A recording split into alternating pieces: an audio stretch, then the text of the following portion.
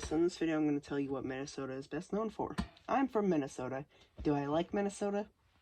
It's a great place if you like nature.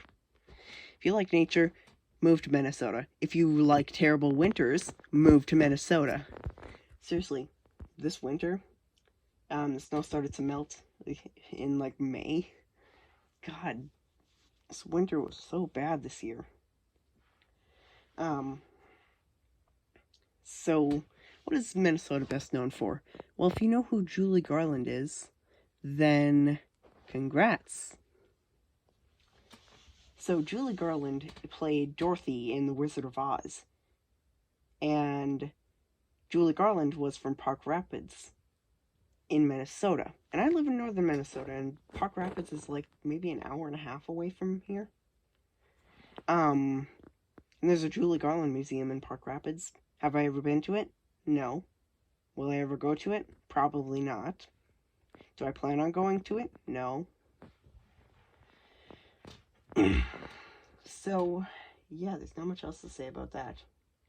But I do like how Minnesota has ties to Wizard of Oz, because that's a classic, beloved by many generations, and revolutionary for its technology. And what's another thing? Oh yeah, the Twin Cities.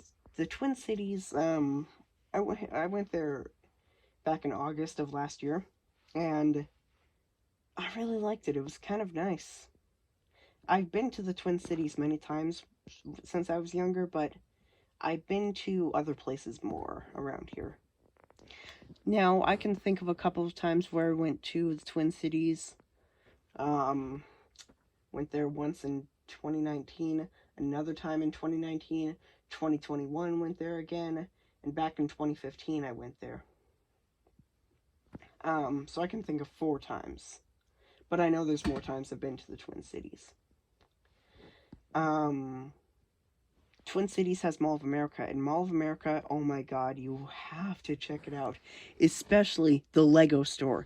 Even if you're not a fan of Lego, you have to check out the Lego store at Mall of America. It's incredible. There are incredible statues there. I'm just, wow. Wow. Oh, wow. Lego sculptures. I'm talking like Owen Wilson. Why? Do cringy and stupid things sometimes. Anyways, so Mall of America is great. Anything else to say about anything other than the Lego store? No. So what else is Minnesota known for? Well, we have the Itasca State Park, which actually is pretty close to me. I think I live about half an hour, maybe not half an hour, about an hour and a half away, if I'm not mistaken. No, I would say more of an hour, actually. I think I'm closer to Park Rapids than half an hour and a half. Thing is, I've been to Itasca many, many times, since it's pretty close. And what's there to say about Itasca? Besides that, it's the start of the Mississippi River. Nothing. There's nothing else to say. But definitely go and check out Itasca. But also, there's this thing called the Bubblegum Bridge. It's so gross. If you've been to Itasca State Park, you probably know what it is. So you can actually walk through the river. And there's this bridge where there's a whole bunch of bubblegum on it, and it's just so gross. And I can tell that people who are on the bridge didn't put it there because it's at a point where nobody's arms could reach. So people walking through the river will put their bubblegum there. And it's just so gross. Like, I get that someone needs to put their bubblegum somewhere, but there's trash cans, and you could also put it behind your ear. A million better places than in public or whatever. So, what else besides Itasca and Park Rapids and, well, Twin Cities? Well, there's this tip of Minnesota. I can't remember what it's called, but it's where you have to go into Canada and then go back into Minnesota to get to there. But I think in the winter, you could drive a snowmobile, a truck or a snowmobile all the way there because the ice is frozen. Thing is, I live about 2 hours away from the Canadian border.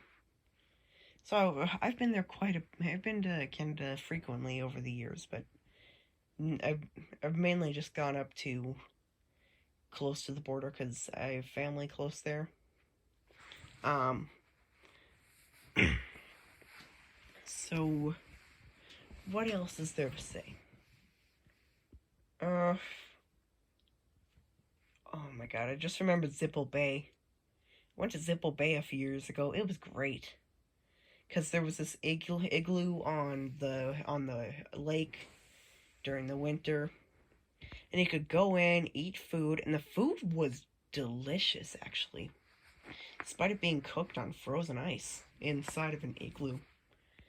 Um, and then you could also fish while you're at the table. You can ice fish while you're at the table, and it was a great, it was great. Definitely would try it again if I was able to, but can't do it now because well, it's it's it's currently August. Oh my god, we're 2/3 through the summer, and yet what have I done? Main thing is go to Duluth. That's okay. That was actually perfect timing. Um, to segue into the next part, Duluth. Now I went to Duluth back in June. And it was really nice. I would say it was decently nice. Because it was actually really fun. There was a Pebble Beach that we went to. Um, we went to a town called Grand Marais. I got a pocket knife. No, I think it was a Swedish. Swedish. Is it it's something army knife? I can't remember what it's called, but it has a bunch of stuff on it that I'll probably never need or use. But it's a nice pocket knife. Has my name on it because a lot of tourist traps can have that where it has names on it and stuff. So that's why I picked it out. In Duluth, what did I do there? I went hiking while I was there. And actually, Devil's Kettle. The Devil's Kettle, I went to back in 2019.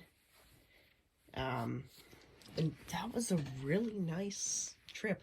If you don't know, the Devil's Kettle is this, so you would go on this mile-long hike to get to this waterfall.